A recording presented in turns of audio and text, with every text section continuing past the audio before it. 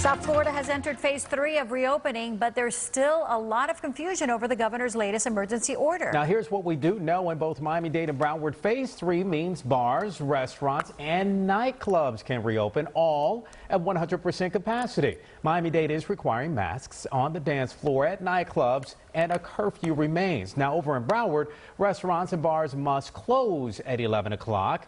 You will still get fined $100 for not wearing a mask. And while many business owners are breathing a sigh of relief, hoping to bounce back, some experts worry this new order could set us back.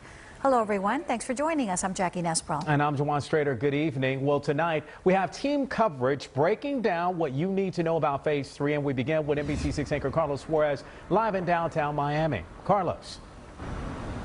Jawan and Jackie, Miami-Dade County is not going after people when handing out a fine, but they are looking into whether they can fine a business for not adhering to the health guidelines, including the use of a mask. Well, the governor's decision could also push up the date for when students get back to the classroom, drawing the ire of teachers and staff.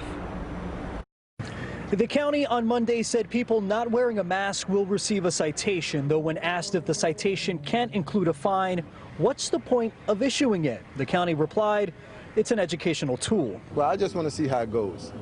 You know, I don't think the coronavirus is completely gone yet. So we just want to see, just watch and just see how the thing plays out. Just to bars, nightclubs, and restaurants. And in a statement to NBC6, the mayor did not mince words. Quote, this is a political decision, clearly not inspired by an instinct to protect our residents or our economy.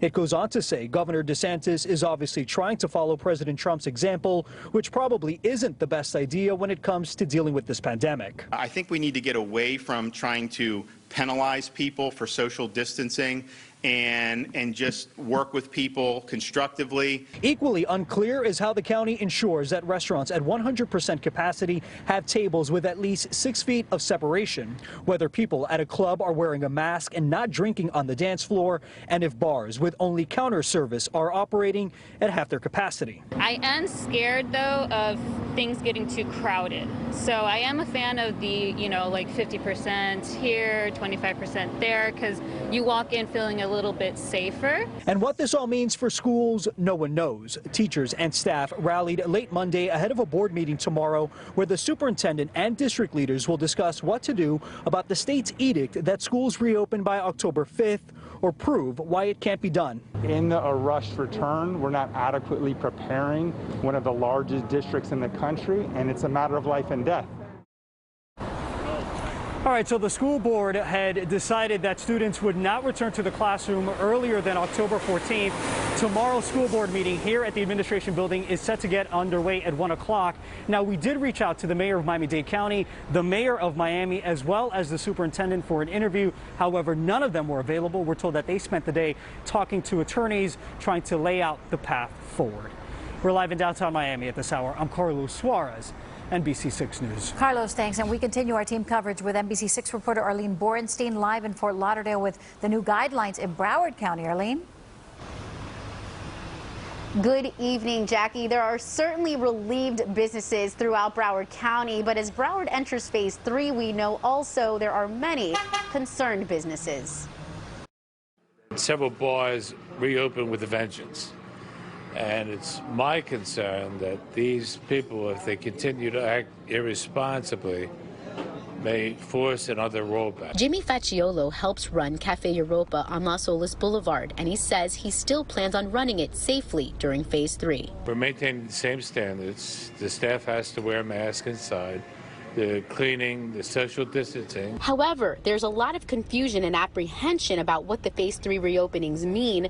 The governor ordered it last Friday, not the county. This seems a bit too soon considering that we've seen spikes from holidays. Medical professional and Broward Commissioner Barbara Sharif says because of the state's order, the county can no longer regulate parameters inside bars and restaurants, such as social distancing, the number of people in your party, or even table placement. And they can operate at 100% capacity, but they still have to maintain sanitation standards and the mask requirements. $100 fines will be issued to mask violators, but citations don't have to be paid until COVID COVID has passed, the commissioner says. Fort Lauderdale Mayor Dean Trantalis tells us businesses in his city should understand personal and social responsibility. It's not so much what the government can do, but it's what people feel safe in wanting to go to a restaurant.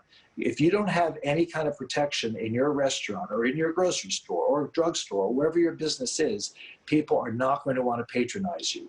Other changes in Broward include small groups no larger than 10 can engage in athletic activities at beaches and parks. Also, spaces such as ballrooms, banquet halls, and catering halls can operate with some limitations. And when it comes to schools, despite pressure from the state, officials with Broward Public Schools say they're going to stick with a staggered reopening starting on October 14th through the 20th and nothing earlier.